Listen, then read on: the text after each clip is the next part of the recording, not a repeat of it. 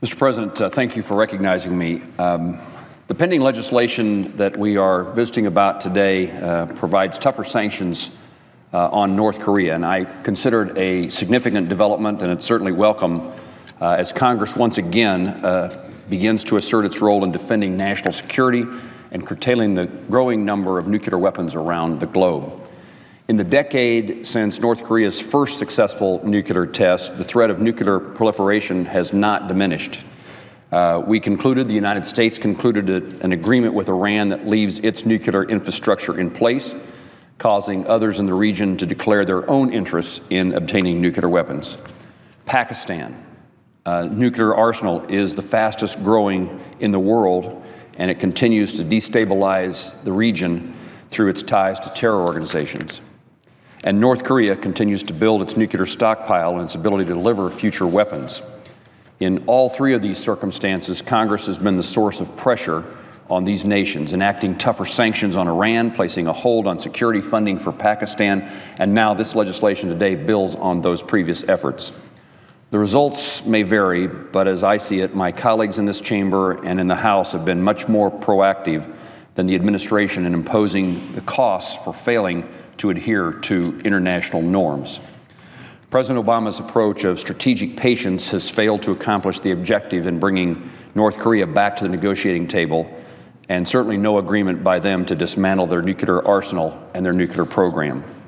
North Korea has tested 3 nuclear weapons on the president's watch, and some experts believe its stockpile could grow to 100 weapons by 2020, from 10 to 15 weapons today.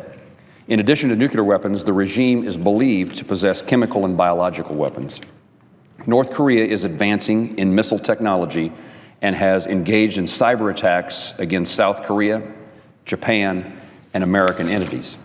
North Korea's missiles might not yet be able to reach the continental United States, but American service members stationed in South Korea and Japan and tens of millions of innocent lives are menaced by the threat of weapons of mass destruction in the possession of an aggressive regime with little regard for what the world thinks of it.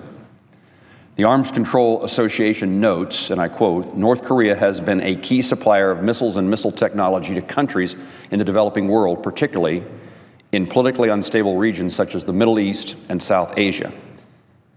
The recipients of such expertise are said to be Pakistan and Iran, among others. In fact, American intelligence judged the Syrian nuclear reactor destroyed by the Israeli Air Force in 2007 to have been constructed with North Korean assistance. Equally worthy of attention is Kim Jong-un's regime's brutal treatment of its own people. Just 2 years ago, the UN Human Rights Council published a report concluding, again I quote, "The gravity, scale, and nature of these violations reveal a state that does not have any parallel in the contemporary world." It would be disingenuous to stand here and place all the blame on the president or the administration. North Korea is one of the most difficult nations in the world to understand, and regional complexities make it difficult to find a solution. North Korea has taken advantage of lapses in American resolve during both the Clinton and Bush administrations, conducting its first successful nuclear test in 2006. Nevertheless, it's obvious to me that a change in approach is necessary. Strategic patience has been exhausted. Stronger measures are necessary. While the ideal approach is to work in concert with the UN Security Council, we cannot afford to wait for consensus on punitive measures from the UN that may never come. My colleagues have written legislation that ensures sanctions are mandatory, only to be waived on a case-by-case basis that requires a written explanation justifying the waiver. The secondary sanctions will penalize those outside of North Korea who assist in the regime's nefarious behavior. Without China's support in restricting North Korea's ambition, the efforts of America and the world face an uphill battle. Up to this point, China believes that an unstable North Korea is more dangerous than a North Korea with an advanced nuclear program. Therefore, the enforcement of secondary sanctions is a necessary step to seek cooperation in dismantling their nuclear program.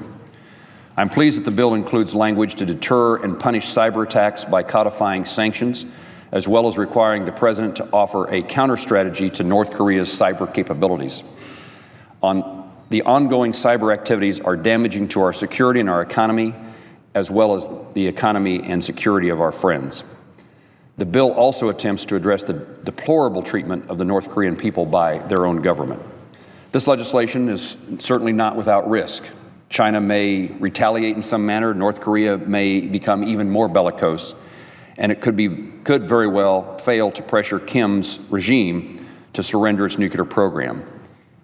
Yet, it's painfully clear that the status quo is not working and that global security is imperiled as our government stands by. Fear of risks and failure will not stop us from exhausting all peaceful options to curb nuclear proliferation. Every effort must be made to convince North Korea to surrender its nuclear weapons. Congress is once again doing its part in the fight against proliferation. Chairman Corker and Senator Gardner and the members of the Foreign Relations Committee, Senator Durbin, who's on the floor, are to be commended for their leadership on this issue, and I look forward to joining them in passing legislation later today that will put teeth to American diplomacy.